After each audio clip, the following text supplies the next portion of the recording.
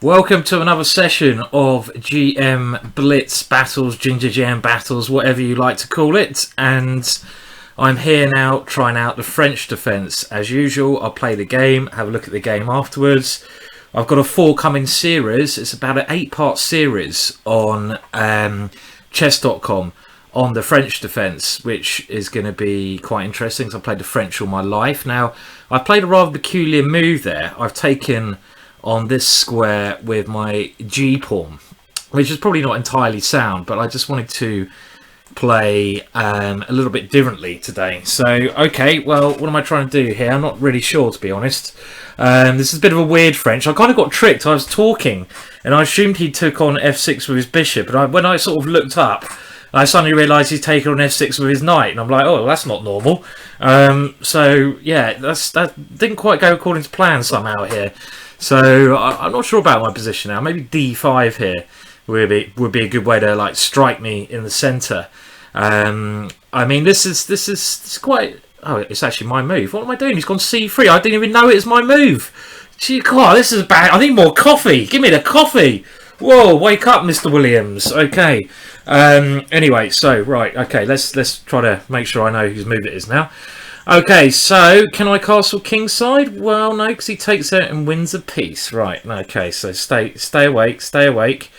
Now, what about a6 and b5? Try to kick that queen away. Let's try that. Get the coffee in this morning. I've got the British Championships coming up in about a week's time, so I won't be doing so many videos then. That's starting on Monday, I think, a week today. Top seed's David Howe, very strong player, 2700. I'm probably about 8th seed, something like that. But this is the one event I try to play in each year, so I'll give it another go this year and see what happens. Should be a good, fun event. And who knows, maybe I could become British champion. Everything goes my way. So I want to try to do a bit of work for that because I don't really work on my chess either. Too busy doing these blitzes and stuff. Anyway, back to the blitz. My opponent is pushing old Harry the H-pawn well up the board there.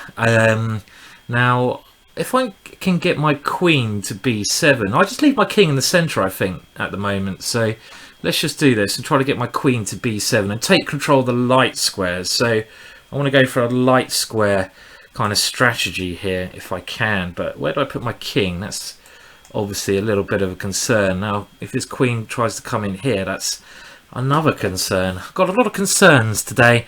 Okay, well, I think I'm alright with all endings because I got this control of the light squares with my knight. If his rook comes down, I can kick it away. Not too scared about that. And I've got this push b4 as well. Maybe I'll go b4 straight away. Start some counterplay on the queen side. Got a joke. I love to hear your chess jokes, actually. If anyone can tell me a chess joke, that would be, we don't have too much humorous jokes in the chess world, but okay, I will try to tell a joke whilst playing. This is not going to be the easiest thing I've ever done in the world, but okay.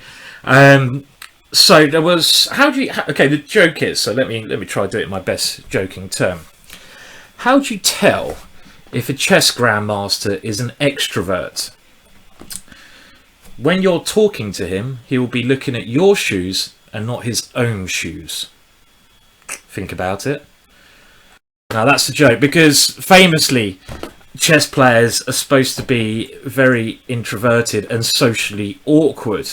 This is the geeky image that I'm sure most of you know and sort of have attained to chess, which I obviously totally disagree with because I know a lot of chess players, and the chess players I know are certainly not geeky or anything. They're the most interesting people I know, and I know quite a wide range of human beings. So it's not true, but that's a stereotype of a chess player, which I think we need to break as a chess community, really. Okay, well, this is going well. Again, I said these two light squares is very important, and that seems to be the case here. Until I trap my rook, of course, which I'm trying to do here. Well, what an idiot I am sometimes. So I put my rook here just with the one idea of trapping it. I mean, this is just okay. Let's see if I can get out of jail. So I can try to go here to stop king d1. I'm not sure why I put my rook on such a aggressively spaced square. And I want to try to get my other rook in. Positionally speaking, I'm doing very well here. This is an okay French defence, which we'll of course look at after the game and have a little analysis session of. I'm not sure. I mean, very silly putting my knight there, because now rook b1. Rook b1 would have been a very good move because he has rook b8 checks. I'm not sure what a4 was doing, because if rook a2 I have knight d3 anyway. I have knight d3 check and some taking on f2 here, but I kind of like my position anyway, so I'm not rushing to do that. Okay, do I have to be worried about anything happening over here? Don't think so. Now, I'm just trying to work out, okay, well let's just play. I'm worried if I go rook here, his rook's going to come in. Let's just take control of the g4 square then with f5. I'm not too worried about checks. I can always go f6. I want to try to stop my opponent's counterplay. This is quite an important thing to do whilst keeping my pressure up here. If I can bring my rook around to b3, the pressure increases on that side of the board. Most certainly some nice ideas then. I mean, I want to at some point play knight d3 check, I think, and play like this. So he's kind of tried to bail out here, but now my rook is very active. Okay, so what's his idea here? Let's get my bishop to a nice juicy square. That looks like a good plan, and I want to just get my other rook into the game. So all my pieces are working very well here, so I should be quite happy with my position. I've got much more activity than my opponent, especially my other rook coming in. So I'm playing a... Oh, what did he play there? Okay, didn't even see his move. I'm playing a fellow Brit here, TC58. Maybe I'll have a little look afterwards, see if I can work out who this guy is. Probably find out I was drinking a pint with him the other week down the pub or something.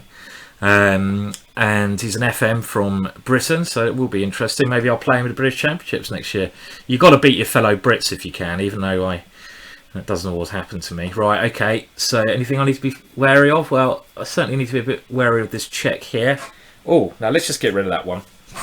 And yeah, it's not so clear now, is it, actually? Because, okay, I might have to go for some rook ending here again. Let's try my rook endings out. Well, yeah, I'm not sure this is the correct way to play. Rook here check, and he's coming in. That's the thing, my h7 pawn, if he wins that one. Oh, that is nice though. Look at that. I thought he should have gone rook d4 check, because now his rook, oh dear, that is very nice actually.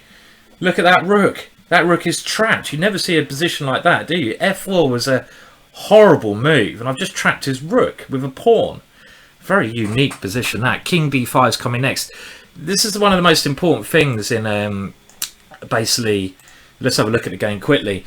In a rook and pawn ending is to keep your rook active, and as soon as your rook doesn't become active, you struggle. Even if you have to sometimes, you know, sack a piece or something, or sack a pawn, sorry, to activate your rook. That's a good way of playing. Very quickly, let's look at the French anyway. So I will try out some of your other opening suggestions at some stage. I'm sorry I haven't been trying out so many of them. Someone told me to try out the bong cloud the other day. Now I've no idea what the bong cloud is. It sounds like a lot of fun. If you can tell me what the bong cloud is, it's certainly something I'd like to maybe smoke up, heat up. Sorry, play, should I say? Okay, so here I play the classical French. I also play bishop b4 sometimes, but the classical French is okay. And now I play a line favoured by Morozevich, taking here and going bishop e7. And the main line here is bishop takes f6, because the knight on e4 is a very good piece. Then you play pawn takes f6, and after something like knight to f3, Morozevich now came up with the idea of a6. And this is a bit Basman-like. Basman, a very interesting and exciting international master from England who made the Grob 1g4 and very popular. Also, this move a6, the St. George, it was called 1a6. Tony Miles uses to beat Karpov. He made this very popular. But the idea here is to lash out with a combination of f5 and b5. And you get very interesting positions of something like c4, trying to hold up b5, f5, knight c3, and now I believe bishop f6, something like queen d2, castles, and now c5. And in some positions I remember you go b5 as well, and your bishop on f6 is a really good piece. This is more like a Sicilian than actually a French defence, and it's a very interesting position. So that's certainly one way to play. But my opponent very craftily took on f6 with a knight, and I wasn't paying attention here. I should just take back with a bishop, and it's just equal now. But I took back with a pawn, not really paying attention, and then I went b6. Bishop e2 to f3 seems like a very good idea, and I expect my opponent has a nice advantage here. I was a bit more worried about d5 here, because look at my position. I'm so passive here. A good tip here, if your opponent goes passive, then you have to try to take advantage of that and try to strike while he's passive and cramped. And my pieces are very cramped, very passive. So with a move d5, this is the first move I'd be thinking about if I was white here, is trying to open up the position and to, you know, create some you know, chances against my king. So that seems like a much better idea. c3 is too slow, because now knight d7, and after I get a6 b5 in, I'm sure I'm fine here, because my knight now finds a very good square here, and here I control both light squares, c4 and d5, and this gives me a very nice grip of the light squares now. And I'm just trying to now get my queen to the long diagonal. Here again, I think my opponent shouldn't allow the exchange of queens. Much better would be a move like queen g3. He's at least trying to annoy me over on g7 now, because as soon as the queens get exchanged, I expect I'm the one who's better, because I get my play on the b file. Now later on, around here, things are just going swimmingly for me. My rook comes in. This is a bit of penetration on the 7th rank. Morozevich would have liked that. Now my knight comes to c4, another lovely square. Things going very nicely here. Here, rook c2 is a little bit risky. Maybe I should just gone rook b5, you know, and, you know, just try to double up king e7, double up rooks, and go rook b1. I take over complete control of this side of the board. Rook c2 may be all right, but I'm in danger of trapping my rook now. And after a4, I was wondering here whether I could go knight d3 check. I didn't want to overcomplicate things, because I thought my position was good anyway, but maybe knight d3 check is a possibility. The idea king d1, I take on f2, takes here, and I take here, my knight comes out to g5. So this is probably good, but I didn't really see the need to rush into this as well. I mean, I thought, well, if I just play something else, I'm fine. But a4 was a big mistake. The move I was more worried about was rook here. This is a much more worrying move. I don't know why my opponent didn't play this. Rook to this square. Maybe I go bishop to a3 here, and I should just be all right. But this is a much better try from my opponent. And okay, well, later on, the position gets pretty bad here after king e7. And okay, we just go to the ending, because that had an interesting moment. Get my coffee in as well. Oh, we love my coffee. I'm not a tea man, even though I'm English. Most English people love their tea. If you ask Danny King, he's certainly a cup of tea man. But I'm more a coffee man. I like my coffee in the morning. I need to get my caffeine going. So that's me. Caffeine boy. Just call me caffeine boy. And okay, well, we get this rook and pawn ending here. And my opponent blundered horribly in this position. Now, in rook and pawn endings, the most important thing to do is keep your rook active. And my opponent should now have gone rook d4 check, when I wasn't sure how I could avoid a draw here, because if my king comes forwards, he gets the Morozevich 7th rank, and then if he can take my h7 pawn, he has a very advanced h pawn, so this looks very dangerous. And if I go king c6, well, he can just check me again. And it's certainly not clear how I make progress in this position. Maybe I have to go something like king d7 and then king c8, which looks kind of anti-ending because my king goes passive, but I do stop his rook coming in, and my rook still creates some pressure along here. But it's quite an amusing ending, because after f4, c5, well, he's basically done a self trap of a rook, and you rarely see that in an ending. And this is what I was saying, keep your rook active, and he's done completely the opposite here. Next move, I'm going king d5, and he can say good night to his rook on c4. So that was kind of a bit of harikiri, you know, as they say in Japan. Is that right? A bit of, you know, get the you know, self-killing, should I say, here. Anyway, quite an interesting French defence. Keep your opening suggestions coming in. I'll try to play one game a day, so I'm a bit busy up to the champs now on this. And any other things you'd like me to do, let me know. I'll try to get them up. So Anyway, there you go. A bit of a okay-ish game in the French. Took me a while to wake up there, as you see.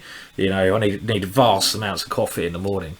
You know, especially after a Sunday night on the wine. Coffee is called for. I should have really filmed last night when I was completely hammered. That would have been much more fun, you know. And some vodka and wine, strong combination that is. So I'll try that again in the future. I've also got some wacky ideas for YouTube videos coming up, which I'm gonna let slip on this at some point, which I'll get your opinion on them. Some really bonkers ideas. I want to kind of keep them secret, but let me just tell you, they're going to be extremely crazy. Anyway, please keep your comments coming in. Like and subscribe would be great, because I'm trying to build up subscribers, likes. Thank you very much in advance for all them. Check out my website, GingerGM.com. Cheers for viewing. Thanks for now.